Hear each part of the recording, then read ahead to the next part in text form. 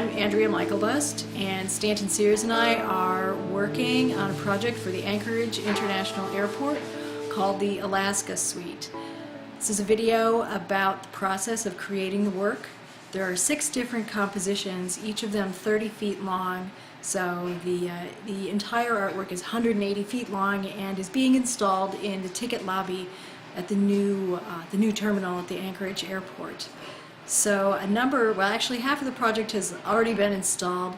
The remaining sets of panels are here in the studio, and we're working on them. So I'm going to be showing you some of Stan working on the different parts of the project and explaining some of the steps involved in the creation of the work. I'm standing in front of a wall that has a whole bunch of images and satellite photos that we took on our site visit to Anchorage some time ago. We have a whole bunch of pictures of the airport itself in different stages of development, images that we shot at the local aviation museum and at the Natural History Museum.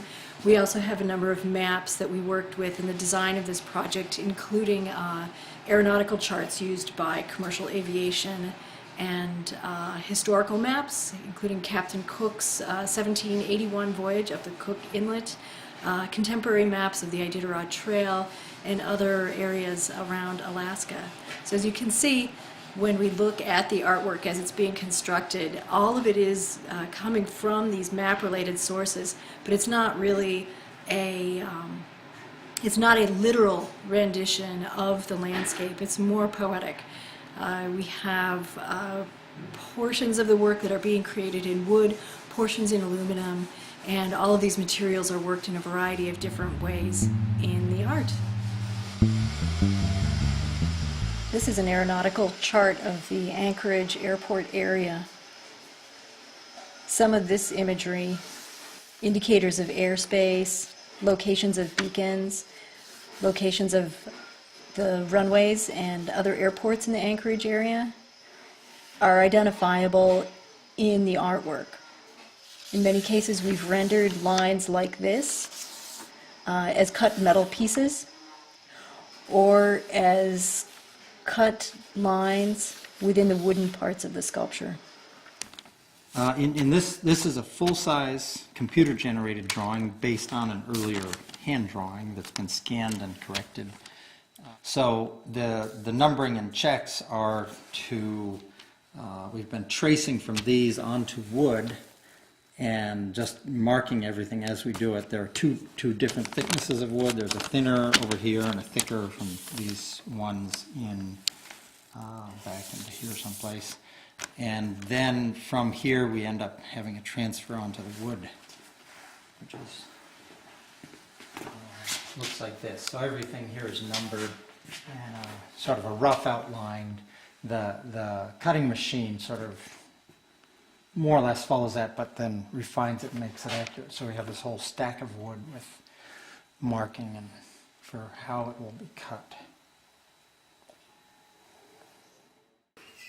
Stan is looking at some of the uncarved blocks that remain in this section of the design and making some decisions about what's going to be carved down in a more three-dimensional way, which surfaces will be high, which will be low.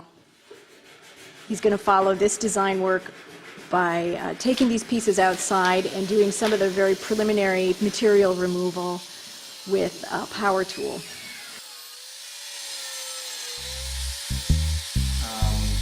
By cutting with a computer-controlled water jet, we can get this very precise fit.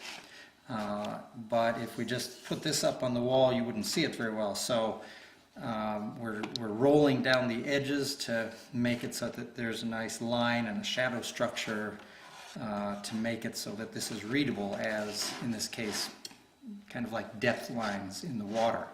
After the filing, we move to a couple of steps of sandpaper, some power in the middle, but the goal is to take away the sort of dark to light banding, and so the hand sanding seems to be the only thing that gets it right along the edge.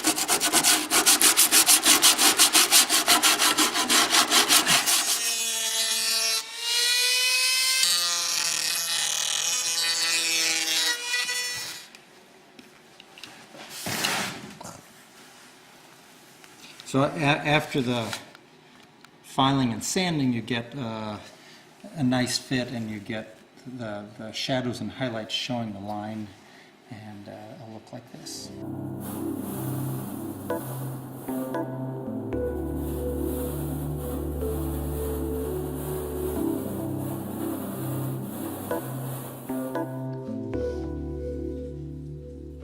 The hundreds of pieces of wood in the composition are coated with multiple layers of paint in different colors. Some of the surfaces are rubbed back.